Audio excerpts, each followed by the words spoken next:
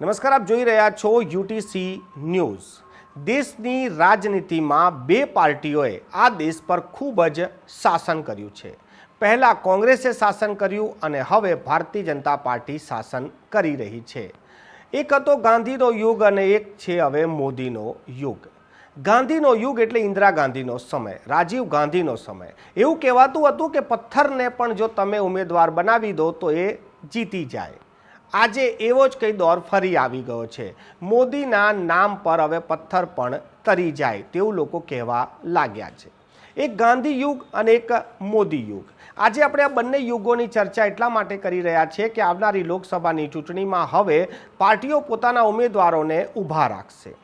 પહેલાં એવું કહેવાતું હતું કે ગાંધી પરિવારના નામે જો કોઈને ઊભા કરી દેવામાં આવે એટલે ઇન્દિરા ગાંધી હોય તો કોઈ પણ ઉમેદવાર જીતી જાય ને ત્યારબાદ રાજીવ ગાંધી જ્યારે આવ્યા અને 400 સીટો લાવ્યા ત્યારે આ જ વાત કહેવાતી હતી કે ગાંધીના નામે કોઈ પણ આ દેશમાં જીતી શકે છે। જો તમે થાંભલાને ઊભા રાખી દો તો થાંભલાને પણ લોકો વોટ આપે છે। આ દોર હવે ભારતીય જનતા પાર્ટી માટે કહેવાતો શરૂ થઈ ગયો છે કે ભારતીય જનતા પાર્ટીમાં કોઈને પણ જો ટિકિટ મળે તો તે જીતી જ જાય અને આ વખતે તો ગુજરાતમાં 5 લાખ વોટોથી જીતવાનો દાવો થઈ રહ્યો છે। પરંતુ આ બંને પાર્ટીઓમાં એક અંતર છે। અંતર શું છે? આજે આ એ જ અંતર પર આપણે વાત કરીશું। ગાંધી યુગમાં જ્યારે ઇન્દિરા ગાંધી અને રાજીવ ગાંધીના સમયમાં કોઈને પણ ટિકિટ આપવામાં આવતી હતી તો એ ખરેખર કોઈને પણ આપવામાં આવતી હતી। પરંતુ હવે જ્યારે ભારતીય જનતા પાર્ટી એટલે મોદી યુગ છે, એ જાણે છે કે ગુજરાતની કોઈ પણ બેઠક પરથી ઉમેદવારને ઊભા રાખશે તો એ જીતી જ જશે।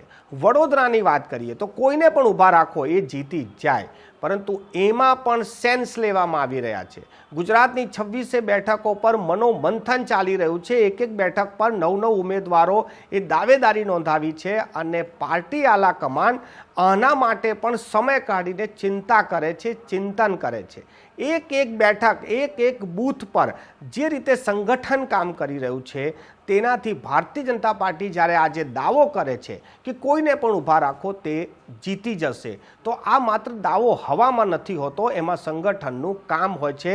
કેડરનું જે કામ ચાલી રહ્યું છે તેનું આ આત્મવિશ્વાસ બોલે છે।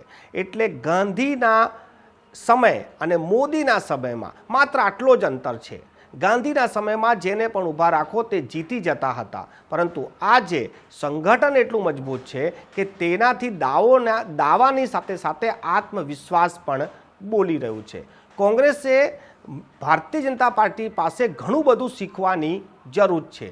કંઈ પણ મનભેદ હોય, પરંતુ ભારતીય જનતા પાર્ટીએ જે રીતે 2 બેઠકોથી આજે 400 પારની વાત કરી રહી છે તો તેના સંગઠનના જોરે અને સંગઠન કેવું હોવું જોઈએ તે ઘણું બધું ભારતીય જનતા પાર્ટી પાસે શીખવા જેવું છે।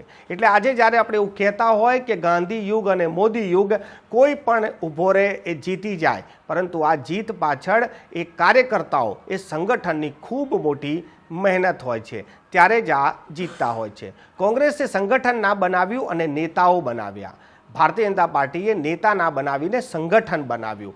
નેતા તો પાર્ટી છોડીને ચાલ્યા પણ જાય, પરંતુ સંગઠન કોઈને પણ જીતાડી શકે છે। એટલે આજે કોંગ્રેસે જે નેતાઓને મોટા કર્યા એ નેતાઓ ભારતીય જનતા પાર્ટીમાં જોડાઈ ગયા, પરંતુ ભારતીય જનતા પાર્ટીએ સંગઠન બનાવ્યું અને એ સંગઠન આજે એક સામાન્ય નેતાને પણ મોટો નેતા બનાવવાની ક્ષમતા રાખે છે। આ જ અંતર છે ગાંધી યુગમાં અને મોદી યુગમાં।